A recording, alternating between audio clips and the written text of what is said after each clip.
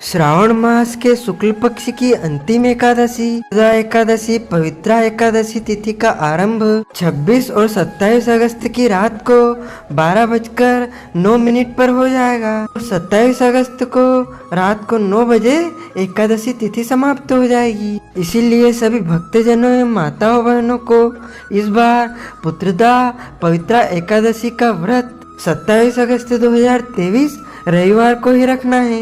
और जो भक्तजन माताएं बहनें एकादशी का व्रत करेंगी उनको इस व्रत का पारणा यानी व्रत खोलने का जो समय रहेगा वह 28 अगस्त 2023 श्रावण सोमवार सोम प्रदोष के दिन सुबह 6:19 से लेकर के 8:19 तक व्रत का पारणा कर सकेंगी। अगले दिन कोई और व्रत करना है, जैसे श्रावण सोमवार का व्रत करना है, सोम प्रदोष का व्रत करना है, तो आप फल या फलहारी वस्तु से व्रत का पारणा कर सकते हैं। पूरे वर्ष में 24 एकादशी आती है, लेकिन जिस साल अधिक मास आता है, पुरुषोत्तम मास आता है, उस वर्ष इनकी संख्या बढ़कर 26 हो जाती है। प्रत्येक महीने में 2 बार एकादशी आती है, एक कृष्ण पक्ष में, एक शुक्ल पक्ष में। दोनों ही एकादशियों का भिन्न भिन्न महत्व हमारे धर्म ग्रंथों तथा पुराणों में बताया हुआ है। और इस बार श्रावण माह के शुक्ल पक्ष की जो एकादशी है, जिसे पुत्रदा एकादशी पवित्रा एकादशी के नाम से जाना जाता है, वह 27 अगस्त 2023 रविवार के दिन ही रहेगी। इसी दिन सभी को व्रत रखना चाहिए। और जो भक्तजन माताएं बहनें एकादशी का व्रत करेंगे उन्हें 10वीं से लेकर द्वादशी तिथि तक कुछ महत्वपूर्ण नियमों का पालन अनिवार्य रूप से करना चाहिए। जैसे 10वीं तिथि के दिन एक समय शुद्ध एवं सात्विक भोजन करना है, शहद नहीं खाना चाहिए। इस दिन मसूर, प्याज, मांस, मदिरा, कटहल की सब्जी, मसूर की दाल का उपयोग बिल्कुल नहीं करना चाहिए। 10वीं के दिन ब्रह्मचर्य व्रत का पालन करते हुए पूरा दिन पवित्रता के साथ में व्यतीत करना चाहिए। और एकादशी के दिन यानी 27 अगस्त 2023 रविवार के दिन सुबह जल्दी उठें, ब्रह्म मुहूर्त में उठ करके स्नान करें। सूर्योदय के पहले पहले उठ करके आपको स्नान कर लेना चाहिए। पवित्र वस्त्र धारण करें, धुले हुए कपड़े पहने। मैले व फटे कपड़े आपको नहीं पहनना चाहिए। यदि मैले है तो धोकर पहने और फटे है तो सिलकर पहने। और उसके बाद सबसे पहले भगवान का पूजन अर्चन करें तथा एकादशी व्रत का संकल्प धारण करें। वैसे तो हम संकल्प आपको अगले वीडियो में बताएंगे, लेकिन यदि आप चाहें तो मन ही मन हाथ में जल लेकर बोलें कि आज मैं पुत्रदा एकादशी पवित्रा एकादशी का व्रत करने जा रहा हूँ। हे प्रभु, मुझे पूरी शक्ति एवं सामर्थ्य प्रदान करें और जाने अनजाने में जो मुझसे गलती हुई है उसको क्षमा करें। उसके बाद आपका व्रत आरंभ हो जाएगा। एकादशी के दिन किसी भी परिस्थिति में अन्न नहीं खाना चाहिए। अन्न का अर्थ होता है दाल, चावल, रोटी, पूरी, सब्जी, सभी प्रकार के जो अनाज होते हैं को अन्न कहा जाता है। इस दिन केवल और केवल फलाहार करना चाहिए। वैसे तो हमारे शास्त्रों में सर्वोत्तम फलाहार गाय का दूध और गाय के दूध से बनी वस्तुएं तथा फल ही बताए गए हैं, लेकिन आजकल बहुत सी ऐसी वस्तुएं होती है जो फलाहार के रूप में उपयोग की जाती है। जैसे साबूदाना के भी आप उपयोग कर सकते हैं, मूंगफली दाना भी आप खा सकते हैं, आलू का उपयोग भी आप कर सकते हैं। इसके अलावा मखाने या ड्राई फ्रूट का उपयोग भी आप कर सकते हैं। सभी प्रकार के जो फल आते हैं, ऋतु फल जो होते हैं, उनका भी आप उपयोग कर सकते हैं। यदि आप चाहें तो नमकीन या मीठे मखाने की खीर भी बना सकते हैं। साथ ही इस दिन भगवान बाल गोपाल जी का विशेष पूजन अर्चन करें। यदि आपके घर अभी तक पुत्र प्राप्ति नहीं हो पाई है तो आप पुत्र प्राप्ति का अनुष्ठान भी विद्वान ब्राह्मण के माध्यम से करवा सकते हैं। संतान गोपाल मंत्र के जाप भी इस दिन आप करवा सकते हैं। और यदि विद्वान ब्राह्मण आपके आसपास उपलब्ध नहीं है तो आप स्वयं बाल गोपाल जी का, भगवान शालिग्राम जी का, विष्णु जी का या लड्डू गोपाल जी का विशेष पूजन अर्चन करें, उनकी सेवा करें तथा उनको माखन मिश्री का भोग लगा करके उनसे पुत्र प्राप्ति के लिए इस दिन यदि प्रार्थना करेंगे तो अवश्य ही आपके घर पुत्र की प्राप्ति हो जाएगी। और एकादशी के दिन झूठ नहीं बोलना चाहिए, क्रोध नहीं करना चाहिए, लड़ाई झगड़ा वाद विवाद बिल्कुल भी नहीं करना चाहिए। इस दिन आपको कोई भी गलत कर्म, अनैतिक कर्म, पाप कर्म बिल्कुल भी नहीं करने चाहिए। प्रत्येक प्राणी जीव जंतु का आपको इस दिन सम्मान करना चाहिए। किसी का भी अनादर अथवा अपमान आपको नहीं करना चाहिए। ईश्वर अंश जीव अविनाशी। कोई भी गलत कर्म, पाप कर्म, अनैतिक कर्म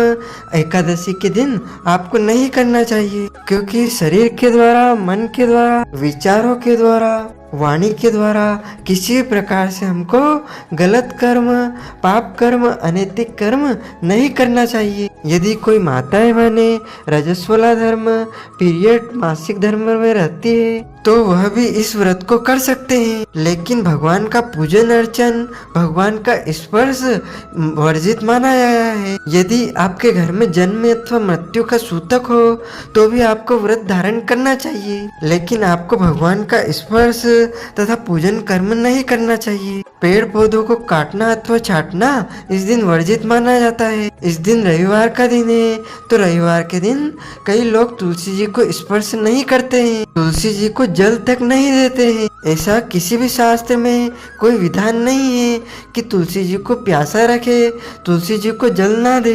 केवल यह नियम बताया गया है कि रविवार के दिन तुलसी जी पत्ता तोड़ना वर्जित माना बताया गया है। यानी कुल मिलाकर के तुलसी जी को बिना स्पर्श किए, बिना छुए आप जल चढ़ा सकते हैं, पूजन भी कर सकते हैं। गौ माता की सेवा करे, पूजा करे, गौ माता को आप अन्न खिला सकते हैं, कोई दोष नहीं लगेगा। भगवान की इस दिन विशेष पूजा अर्चना करके उनका विशेष श्रृंगार करना चाहिए। और यदि आपके यहाँ नित्य प्रति भगवान की विशेष पूजा अर्चना सेवा होती है तो आप उस विधान से करें, अन्यथा एक चौकी पर पीला कपड़ा बिछा करके मध्य में लक्ष्मी नारायण भगवान, लड्डू गोपाल जी, विष्णु जी या शालिग्राम जी या कोई भी भगवान के विष्णु जी के स्वरूप को, चित्र को स्थापित करें और उनके सीधे हाथ की तरफ गेहूं रख करके, तांबे, पीतल या फिर मिट्टी का कलश रख करके उस पर मोली रक्षा सूत्र बांधे, आम के पत्ते रख करके, नारियल रख करके कलश की स्थापना करें। सर्वप्रथम गौरी गणेश जी का पूजन करें, कलश का पूजन करें,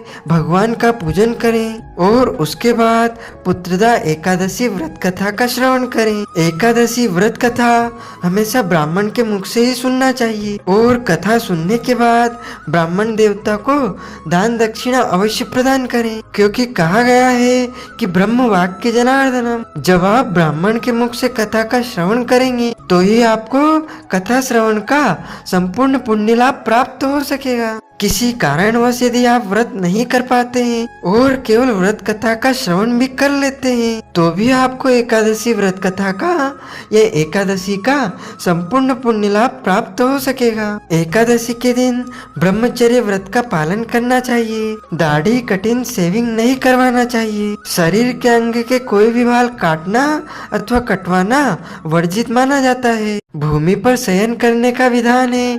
यदि आपके शरीर में कोई कष्ट है, कोई कठिनाई है, कोई रोग है तो आप चारपाई यानी कि पलंग पर भी सो सकते हैं। अगर आपके द्वारा नियमों में कोई गलती हो जाती है तो उस निमित्त आप प्रभु से क्षमा याचना करें। प्रभु तो दया निधान है, करुणा निधान है। आप उनसे हाथ जोड़कर निवेदन करेंगे, प्रार्थना करेंगे तो आपको अवश्य ही क्षमा याचना प्रदान करेंगे और इसके निमित्त कुछ न कुछ प्रायश्चित निमित्त दान पुण्य आपको जरूर कर देना चाहिए, जिससे आपको वह दोष नहीं लगेगा। और एकादशी के दिन आप अधिक से अधिक भगवान के स्तोत्रों का पठन पाठन करें, कीर्तन करें, भजन करें, रात्रि में जागरण करें और अगले दिन शुभ मुहूर्त में यानी पारणा का जो समय हमने आपको बताया है उस समय में आपको पारणा करना चाहिए। अगले दिन आपको प्रदोष का व्रत रखना है, सावन सोमवार का व्रत रखना है। तो ऐसे में आप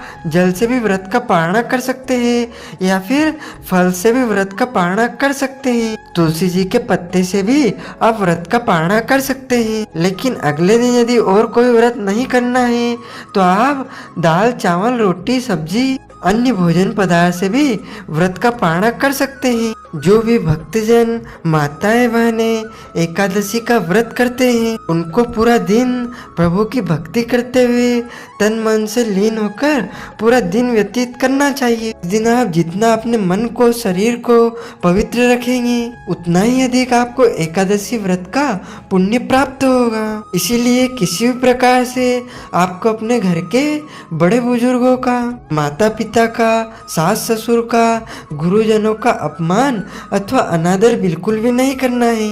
देवी देवताओं की, साधु संतों की, शास्त्रों की, धर्म ग्रंथों की निंदा अथवा बुराई आपको बिल्कुल भी नहीं करना चाहिए। यदि आपके घर पर, आपके द्वार पर कोई भी याचक, भिखारी या जरूरतमंद व्यक्ति आता है तो उसको खाली हाथ नहीं लौटाना चाहिए। अपनी श्रद्धा, भक्ति या हैसियत के अनुसार कुछ न कुछ दान पुण्य उसे अवश्य करना चाहिए। और एकादशी के दिन जो कलश में नारियल रखा जाता है उसको आप किसी भी मंदिर में या ब्राह्मण को दान कर देवें। संकल्प में भी जो भी सामग्री रखी जाती है वह भी आप किसी मंदिर में या फिर किसी ब्राह्मण को दान कर देवें। और जो स्थापना आप करते हैं उसको पारणा करने के बाद अगले दिन उठा देना चाहिए। एकादशी के दिन जो फलाहार किया जाता है उसमें आपको विशेष ध्यान देना है।